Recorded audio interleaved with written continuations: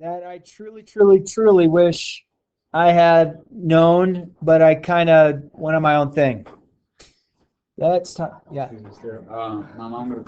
This conversation would have been so helpful for me, but I was able to kind of maneuver and manage. So,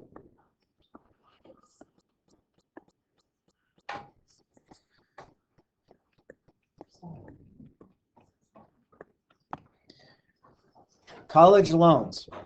I know that some of you might be going to college on a scholarship. Some of you might be going to college and your family's paying for it. And some of you might be like, I don't know how I'm going to pay for college because it's expensive. Okay?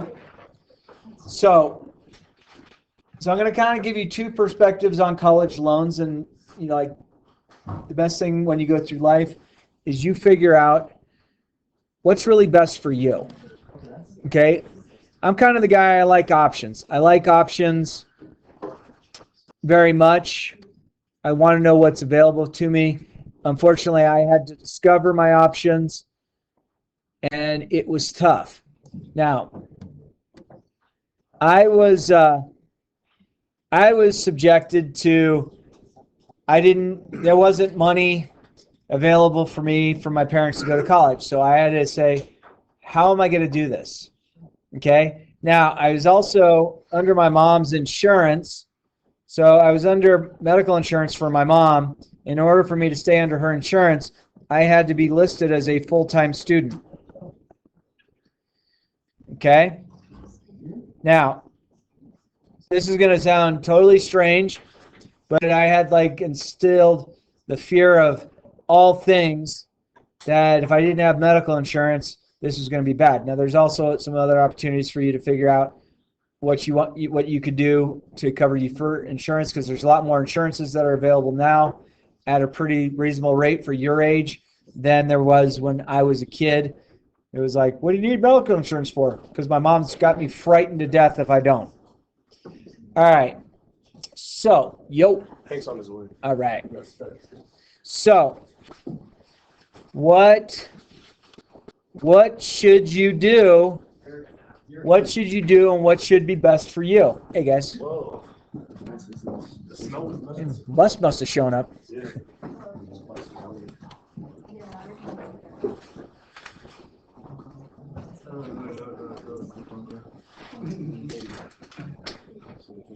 I think I have attendance, right? Can I go make sure my wallet's in my car? I think I dropped it. Yeah, go ahead. Be quick. All right. So should you take the college loan or should you not? Okay. And again, when I was 1989, when I first started at Arizona State, Mom said, you're on my insurance. You have to be a full-time student for my insurance to cover you. And I didn't really understand what my options were. And I kid you not, I did this. I took 4 classes, but only did 2. Okay? So I literally paid for 4 classes at Arizona State and only did 2 classes. So what do you think happened with the 2 classes I didn't do? Yeah. Okay, because I didn't do anything. But I was so scared that I have to stay a full-time student, stay on my mom's insurance, that I did this my first year. So I basically came out of my freshman year earning 4 credits, or earning 4 courses total, and earning an F for 4 courses because I didn't attend 2 of the courses. And the reason I didn't attend was I was working full-time. To be a full-time student and to be a full-time employee, so something had to give. I had to continue to earn money to pay for my college, but I couldn't just do part-time school and full-time work because I had this, I needed medical insurance. and this is from my mom was saying to me. Okay. So this came as a reality that in May of 1990, I get a nice letter from Arizona State saying, you are dropped. You're dropped due to grades. Okay? Now, I'm trying to just tell you realities. Now, did I legitimately earn those Fs because was I a bad student? No, I had this fear that I had to take these 4 courses to be a full-time student so I could be on my mom's medical insurance. Okay? So, my goal was I wanted to continue to work full-time, and I paid for my college. Now, here's the weird thing. I had to pay for the 4 courses that I earned an F in as well, and I earned the F in it because I didn't go. I had no intention on going. I just needed to make it look like on paperwork that I was a full-time student so I could get insurance, medical insurance. This was kind of a debacle in Stirrups world, okay? Because I wasn't sure how to really go through. I knew I was surviving. I was paying everything. I had no debt because I was paying for my college, but I was paying for the first year 4 courses that I never once ever attended.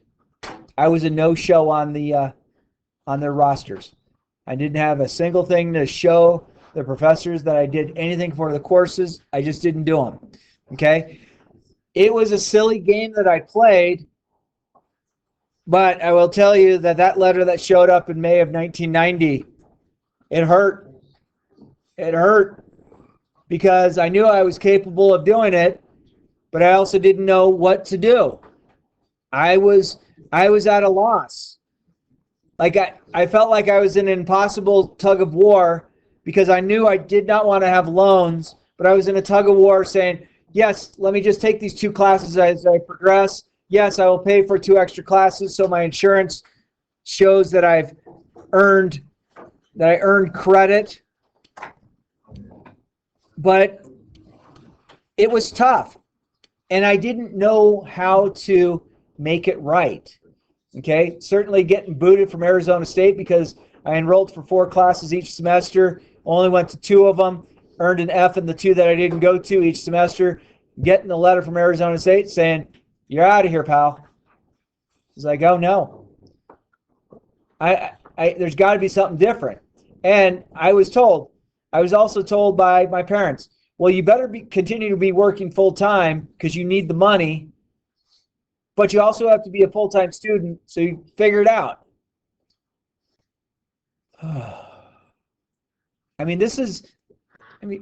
Picture Stirrup from age 18 to age 19. This is what I'm trying. I'm right at your guys' age, that I'm trying to make this decision that seemed like the right decision, but it kind of came back to bite me because the Sun Devils didn't want me anymore. This hurt. So, what did I do? Well, because I was working at my job, I asked that summer, can I get medical insurance?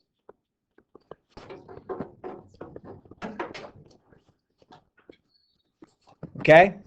My work came back and said, yep, it'll cost me, I think it was at the time, and this is so ridiculous because insurance is so much more than this, it'll cost me $100 per month for me to have insurance, which I looked at going, dude, that's $100. That's $1,200 a year. Are you kidding me?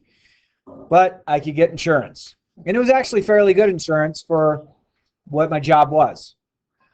And I thought, great. And they said, but for you to continue to get the insurance, to pay for the insurance at $100 every month, you have to be a full-time employee, which I am. Okay, so now I am a full-time employee still. and I now have my own medical insurance. This is good. So this means that the game that Stirrup played his freshman year of college no longer has to play the game. The unfortunate thing is now I have to go and convince ASU of my situation. And they didn't want to listen to me. They said, nope, you failed half your classes both semesters, you're out. Yeah, but nope, you're out. But nope, you're out. Okay? All right, so what did I do?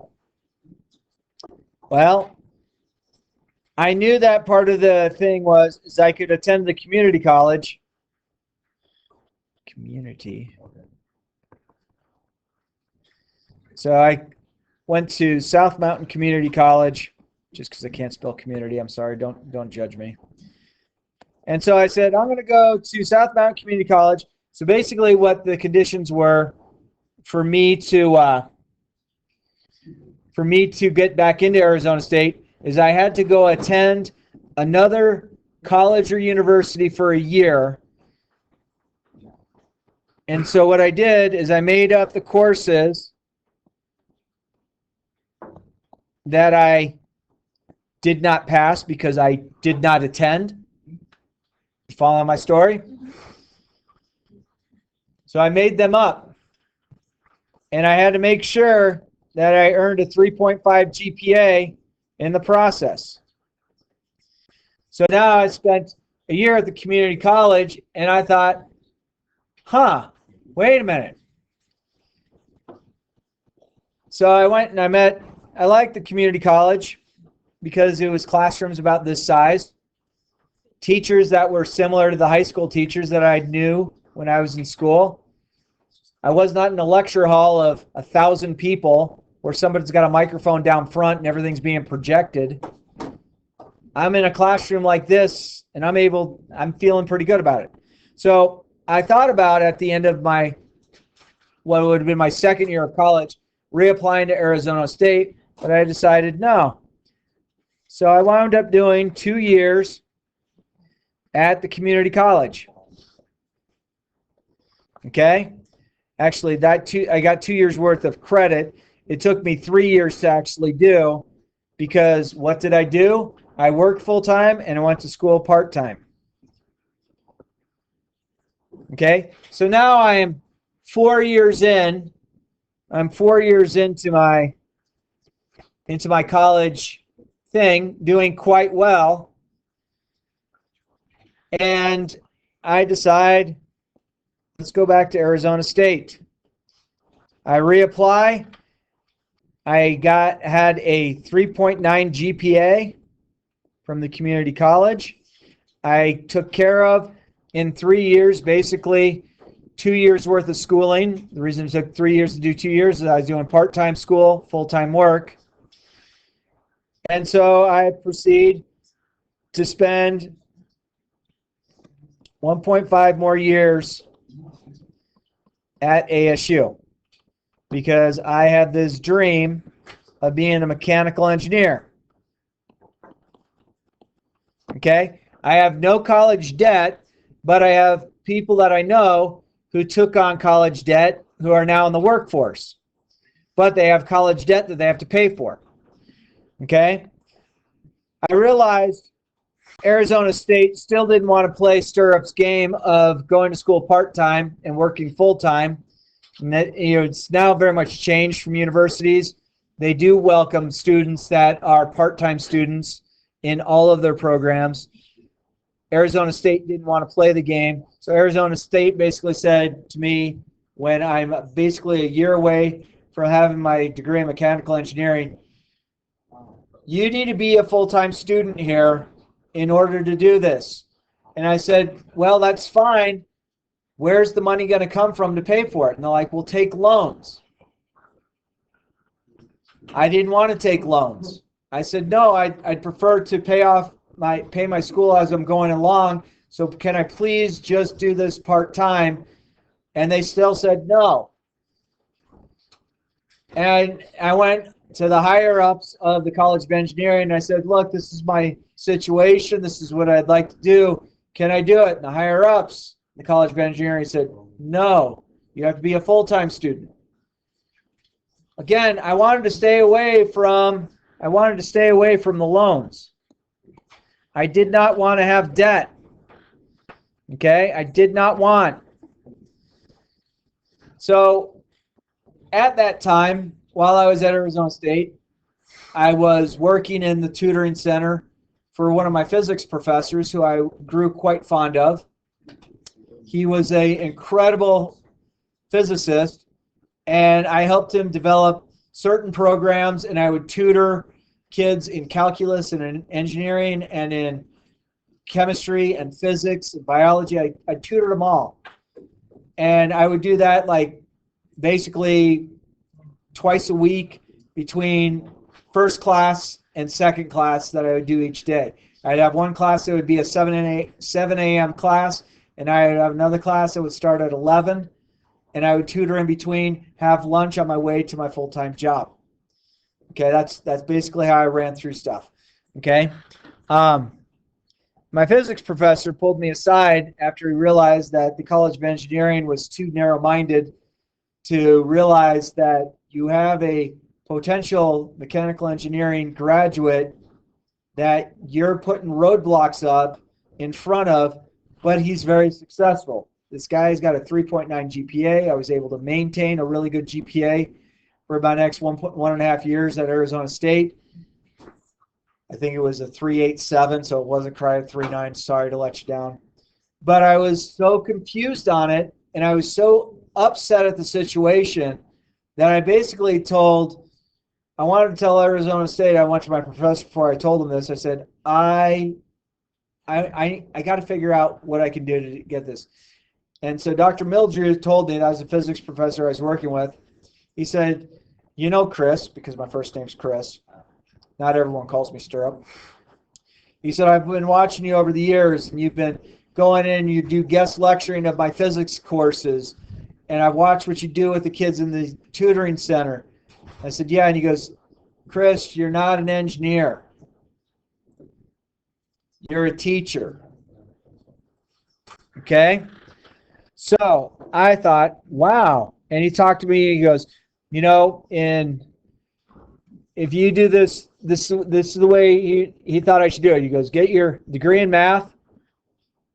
You have minors in chemistry, physics, and biology. So you could be certified to teach all math and all science pretty much throughout the United States. I thought, cool. I said, I got a plan. I'm not sure if I wanted to be that engineer really, but I didn't really know any different. So I decided to go over to Arizona State Education College. Now, at the time, Arizona State's Education College is having posters all around campus saying, thinking about being a math or science teacher? Come talk to us. So I did. So they said, hey, and they were so happy to see me. Oh, it'd be great having you as math and science teacher. And I said, oh, this sounds great.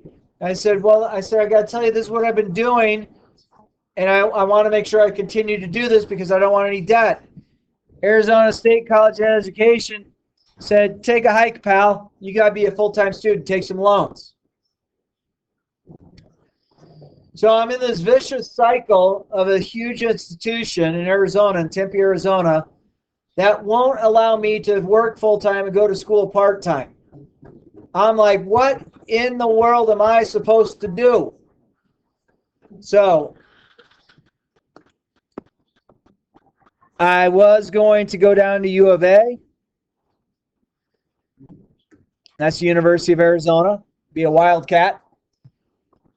So I talked with the person in the College of Education at U of A. So come down, bring your transcripts. We would love to meet you. And everything sounds fine and dandy. And they're like, this sounds great. You want to, oh, you'll be certified in all math. And you'll be certified in all science. This is incredible. You're gonna do great. I said, all right. Where do I sign up? And I said, they say this to me. Have you taken 4 semesters of Spanish?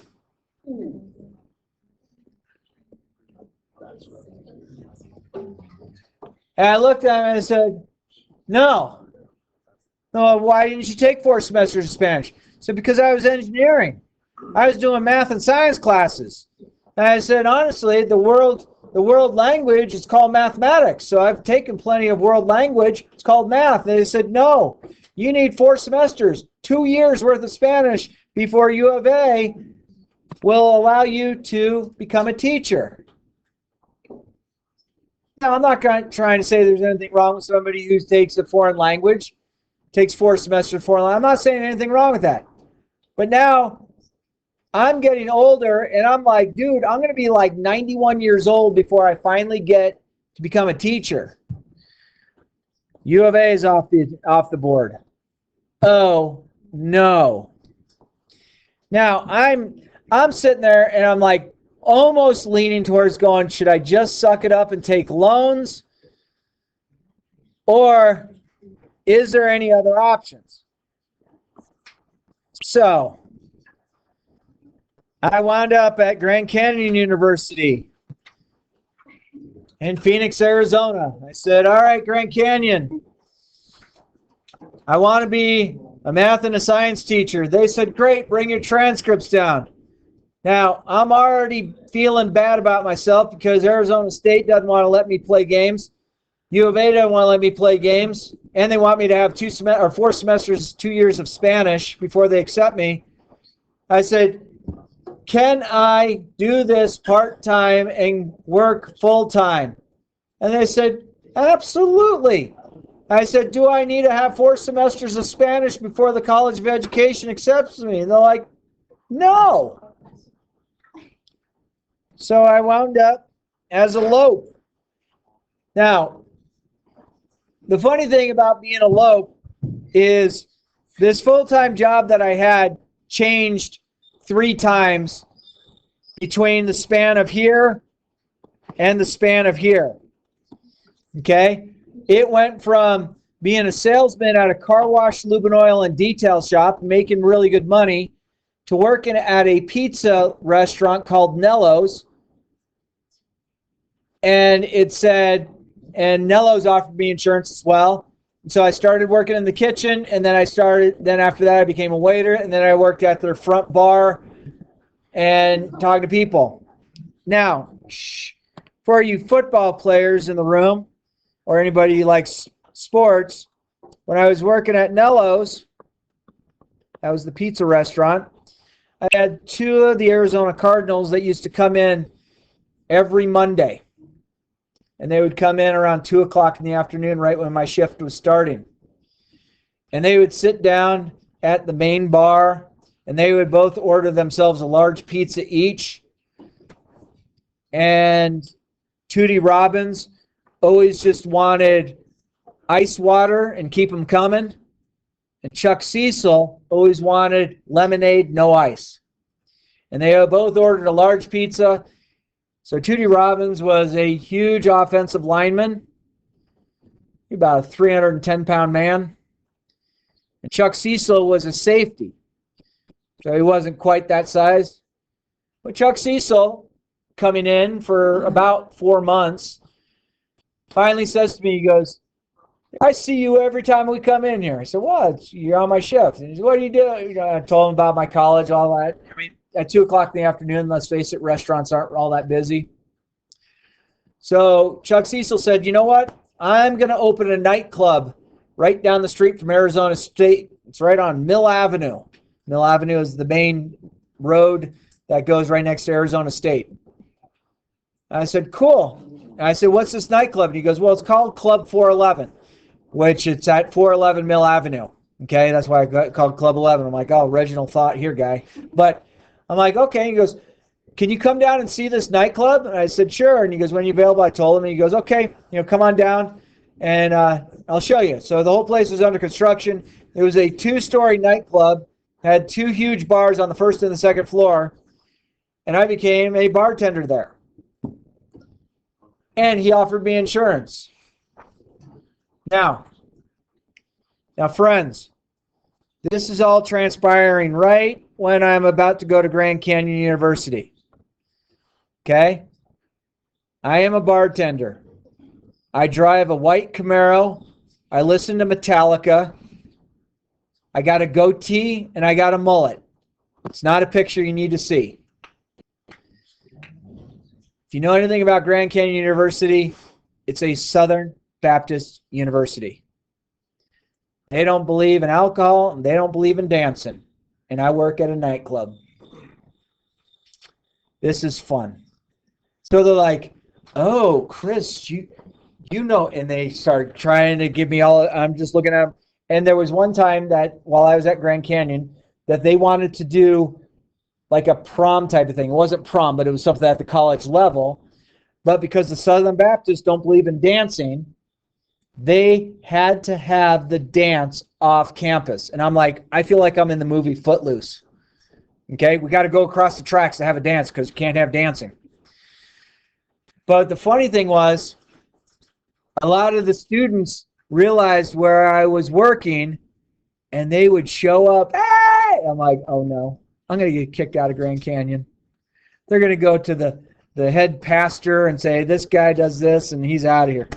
I thought it was bad. But the long and the short of the story is, I graduate, and I owe this much on student loans. Okay? Now, the moral to my story is, I was able to, with a whole bunch of speed bumps, and please understand this, my friends, speed bumps are going to come to you all the time throughout the rest of your life. It's just part of life. Okay? How do you cross that speed bump? How do you assess it? Do you just give up and quit, or do you find an option that'll work?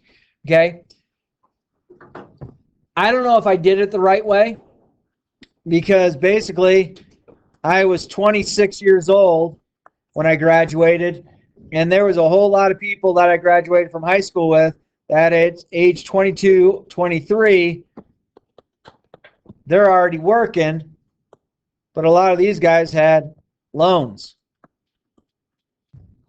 They owed money to their universities. Some of them had everything paid for, but some of them didn't.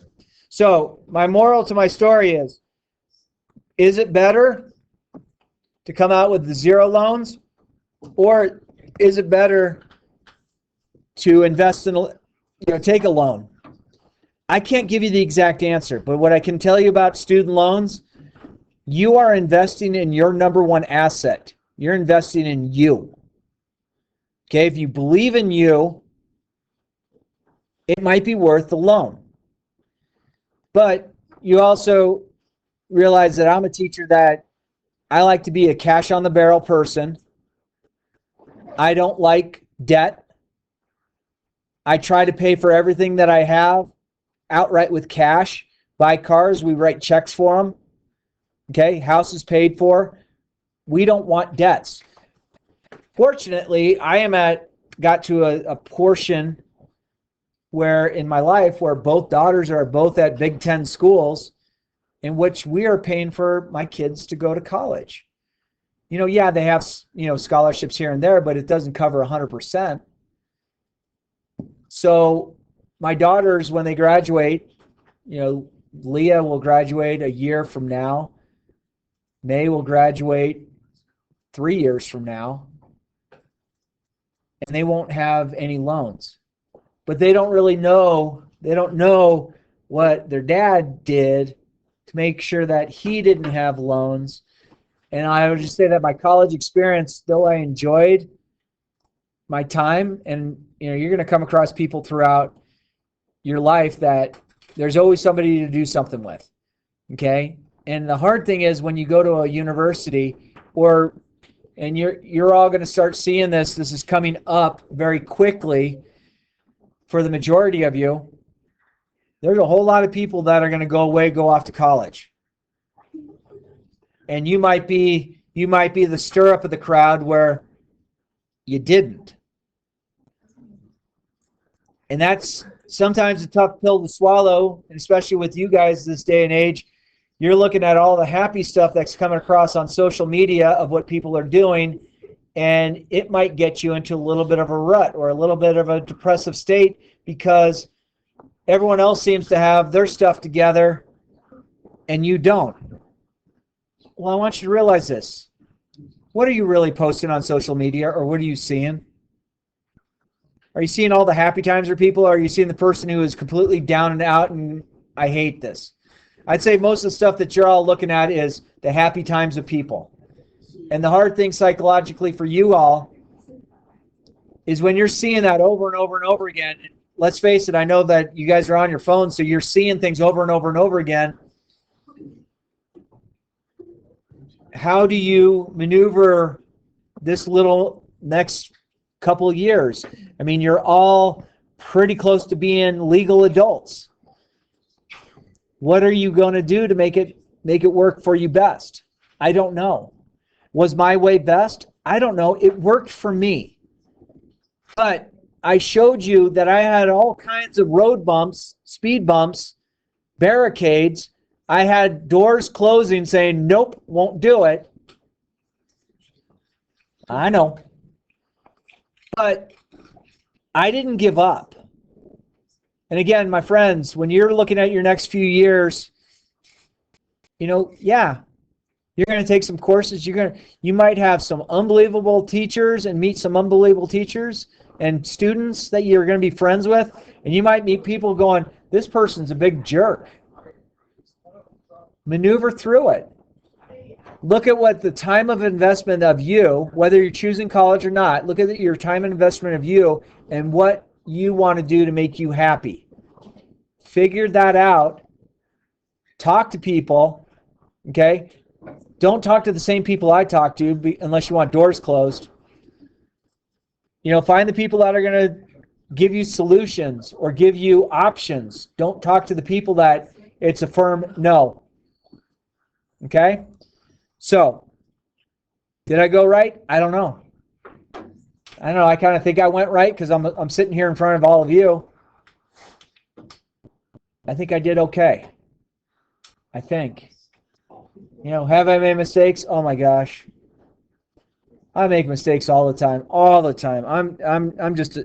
I feel like a horrible, if I focus on all the mistakes I've made in life, I look like a horrible person. If I focus on the things that were positive in my life looks pretty good. So, how are you going to head through?